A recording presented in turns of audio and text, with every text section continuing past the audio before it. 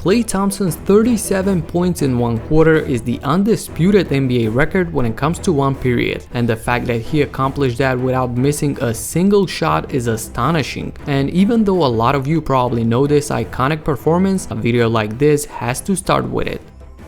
But you probably haven't seen some of the ones that are coming up. What up everybody, my name is Stefan and this is Heat Check. Let's get into it. In 2015, Steph Curry and Omri Caspi had a shooting deathmatch. In the last 3 minutes of the quarter, they scored a combined 9 threes. Look at the clock and the possessions. Basically every possession was a shot from downtown from either Curry or Caspi. Both the crowd as well as the benches went crazy watching this incredible shooting exhibition where the Israeli sharpshooter went mano a mano against Steph. And for those of you wondering where he is now, Caspi is not on an NBA roster but rather playing in the Euroleague. Keep him coming, Omri Caspi.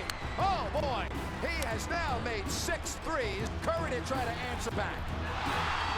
Oh, if you don't like this game, you don't like NBA basketball. Here's Caspi. Why not?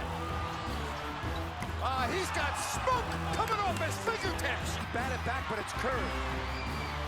Curry.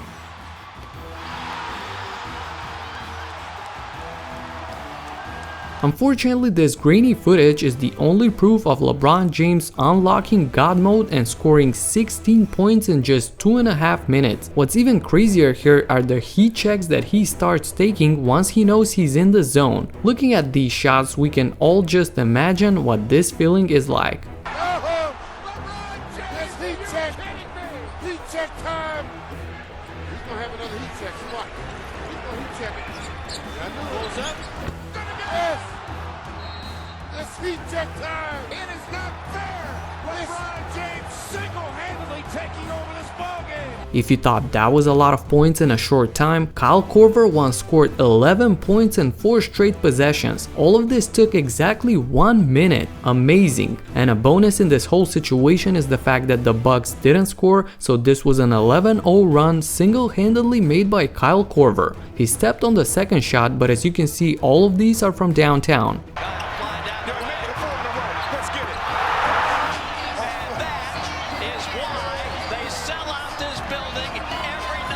But if you thought that was quick, Paul Millsap once scored the same amount but in 29 seconds. Now this is crazy. Down by 8 against the Miami Heat super team with half a minute to go, this should have been over. But then Millsap went ballistic to ultimately tie the game at the buzzer and Utah even won in overtime. A total of 46 points, this has to be the game of his career.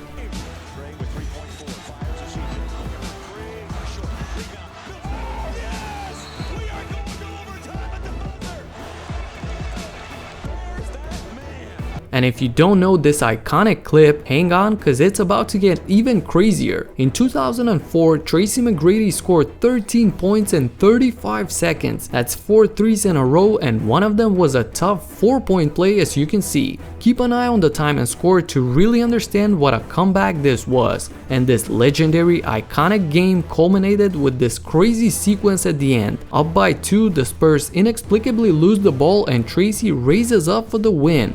And as you know, the rest is history.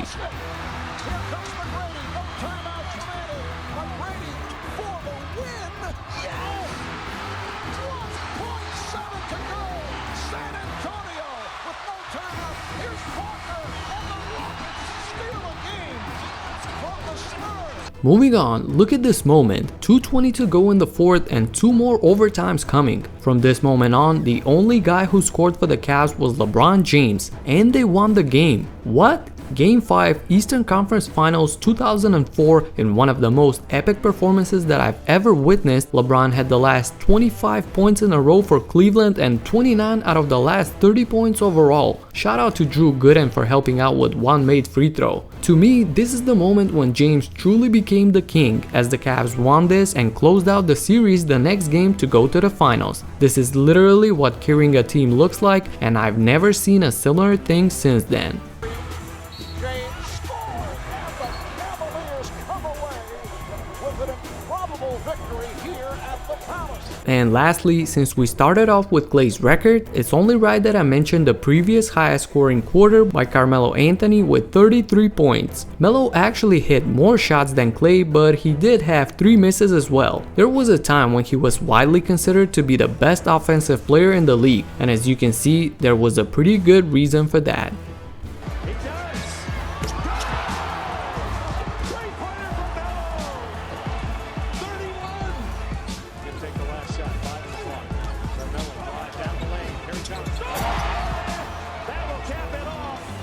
I was focused on the lesser known performances, so I'm sure there were some that I left out, so feel free to let me know in the comments. That's it for now. If you like this video, subscribe and hit the notification bell so that you don't miss my future in-depth analysis.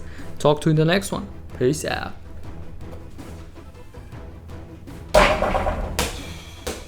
2 in a row, 2 episodes in a row. I'm unlocking God mode myself. Ah, damn.